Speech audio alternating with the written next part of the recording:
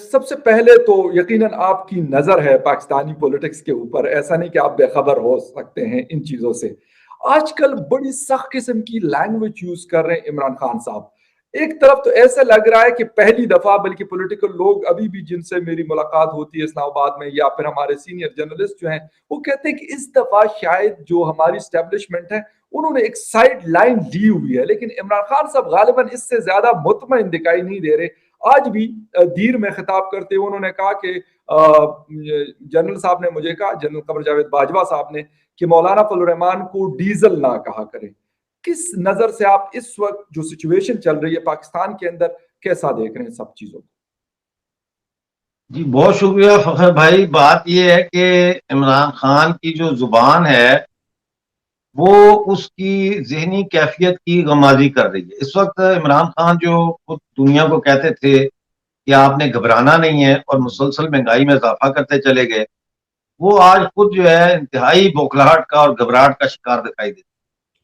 इन्होंने जो तकरीरें की हैं पिछले दिनों में, उनमें इन्होंने इंतहाई जो है ना वो बाजारी जुबान में कहूँ इस्तेमाल की। और जैसे कहीं लड़ाई हो जाए लाहौर में मोची गेट पे या ग्वाल मंडी में लड़ाई हो जाए, तो वो भी वहां पे ऐसी जुबान जो है इस्तेमाल नहीं की जाती जो इमरान खान इस्तेमाल कर।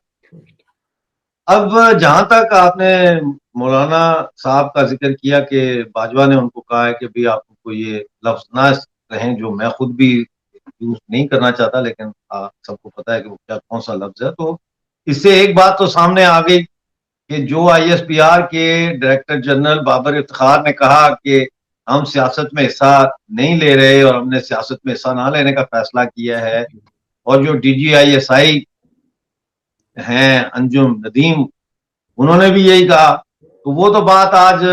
सामने खुल के आ गई कि फौज जो है वो अभी भी सियासत में इन्वॉल्व है और वो सियासतदानों को बता रही है कि आप किस किस्म की जुबान इस्तेमाल करें और किस किस्म की जुबान इस्तेमाल ना करें। तो फौज तो भाई सियासत से कभी ना बाहर थी ना है, और जब तक ये फौज और इसके जर्नैल जो है वो रहेंगे, ये फौज कभी भी पाकिस्तानी सियासत से बाहर नहीं रह सकती। डॉक्टर साहब, एक चीज थोड़ी सी जो मेरे ख्याल में आपकी भी नजर होगी, हम लोग भी देख रहे हैं, इस दफा ऐसा लग रहा है कि वो भाग रहे हैं लेकिन हमारे जो पॉलिटिकल लोग हैं उनको कैच के ला रहे हैं। मतलब मैं आपको सच्ची बात बता दूं, मैं बड़ा सख्त क्रिटिक हूँ और तनकीद करता हूँ उनके मुख्तलिफ पॉलिसीज के ऊपर, आपने भी देखा होगा और आप भी, देखता हूँ मैं आपको, आप भी करते हैं। लेकिन सर ऐसा लग रहा है कि इस दफा वो भाग रहे हैं लेकिन हमारे लोग जो है ना, खास तौर पे इमरान खान साहब, वो कहते हैं नहीं मैंने आपको छोड़ना नहीं, आपको घसीट के छोड़ूंगा। क्योंकि जनरल नदीम अख्तर साहब मतलब अभी आए हैं, कुछ अरसा हुआ है, लेकिन उनकी कुछ चीजें ऐसी नजर आई है कि जो शायद शायद मैं भी आई एम रॉन्ग, लेकिन वो ऐसा लग रहा है कि वो भी इस चीज से डरे हुए कि यार मुझे छोड़ दो, आप हमारा जो काम है, और अगर लग गए इस काम पे तो ज्यादा अच्छे जो उनका काम है। लेकिन इमरान खान साहब इस वक्त क्योंकि अकेले पड़े हुए हैं और लगता ये है कि वो अपोजिशन को दबाव में लाने के लिए ये वाले हरबे इस्तेमाल कर रहे हैं। देखिए जी, बात जैसे मैंने पहले अर्ज की फखर भाई, बात ये है कि ये बयान देना फौज की तरफ से कि हमें छोड़ दें, हम सियासत में हिस्सा नहीं लेंगे आइंदा या बिल वक्त, ये बजाते खुद एक सियासी बयान। देखिए जब फौज ने ये कहा, DGISI ने कहा, फिर ISPR के DG ने भी ये कहा कि हम सियासत में हिस्सा नहीं लेंगे, फौज सियासत से अपने आप को अलग रखेगी, तो उसका वो पैगाम सियासतदानों के लिए या पाकिस्तान की अवाम के लिए नहीं है, वो पैगाम इमरान खान के लिए है कि अब हम तुम्हारे साथ जो है सियासत में तुम्हारा साथ नहीं देंगे। ये उसका असल जो तर्जुमा है, या तफसीरुल कुरान जैसे होती है, उसकी तफसीर में अगर जाए तो वो ये है कि भाई अब इमरान खान तू जान और तेरा काम जाने। पाकिस्तानी फौज का इमरान खान के हुकूमत के होते हुए ये बयान जारी करना कि हम सियासत में हिस्सा नहीं लेंगे, दरअसल अपोजिशन पार्टियों को भी एक पैगाम है कि आप आए और इसके जान छुड़ाएं, अपनी भी और हमारी भी। ये पैगाम है। फौज कैसे सियासत से बाहर रह सकती है भाई? मतलब इमरान खान साहब ने जो तकरीबन आपकी आवाज कट गई। और तंग हैं, लेकिन यकीनन जो लाने वाले लोग हैं वो भी बेचारे अब ऐसे लग रहा है कि काफी ज्यादा उनसे मतलब नाक नक हुए हुए हैं कि वो जान छुड़ाना चाहते हैं कि यार ये जाए और मतलब कोई तब्दीली मतलब तब्दीली आए, लेकिन खुदा करे कि ऐसी तब्दीली ना आए जो इमरान खान साहब के नाम से हमारे यहाँ कहा जाता था कि तब्दीली आए। सर बात करेंगे साथ हिंदुस्तान पाकिस्तान के पड़ोसी मुल्क है पाकिस्तान का, 5 रियासतों में इलेक्शन हुए और शायद यूपी की वजह से ये इलेक्शन इसके और पंजाब में इसकी इंपॉर्टेंस शायद नॉर्मल जगहों पे इलेक्शन। आपकी आखिरी बात मैं नहीं समझ सका।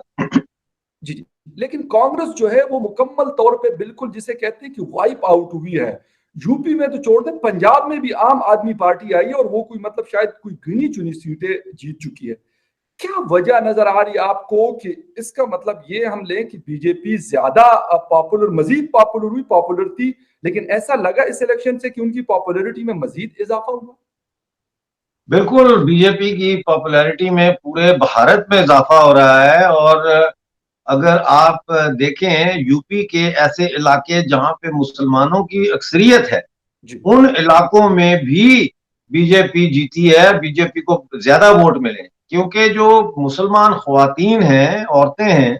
उन्होंने बीजेपी को वोट दिया है। क्योंकि बीजेपी ने मुसलमान जो औरतों के लिए इस्लाहात किए हैं, जिसमें 3 तलाक है और चीजें भी हैं, उसकी वजह से बेशक वो घर में ये कह के गई होंगी कि हम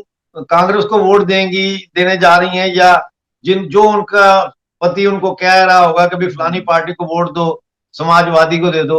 तो वो घर में तो यही कह के निकली हैं कि हम उसी को वोट देंगे, लेकिन वहां जाके ठप्पा उन्होंने बीजेपी के ऊपर लगाया है। ये वजह है कि बीजेपी जो है वो 4 स्टेट्स में, खासतौर पर यूपी में दोबारा जीती है और भारी अक्सरियत से जीती। तो ये जो प्रोपेगेंडा किया जाता है कि बीजेपी हिंदुत्व के नारे पर खड़ी होकर मुसलमानों के का अत्याचार कर रही है, मुसलमान एंटी मुस्लिम पार्टी है, ये बिल्कुल गलत बात है। बीजेपी एंटी मुस्लिम है या नहीं है, बीजेपी प्रो इंडिया पार्टी है। और मैं आपको बताऊं फरूक भाई, इंडिया की हिस्ट्री उठा के देख लें,